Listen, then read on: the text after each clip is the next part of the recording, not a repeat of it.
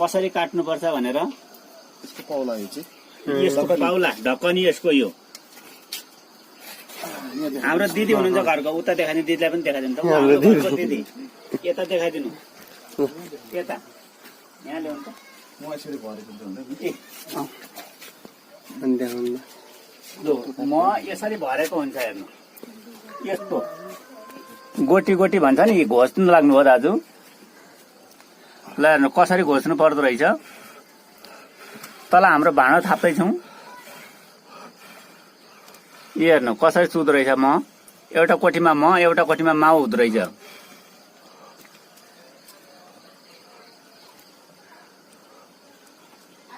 हामीले काटेको पुत्काकोमा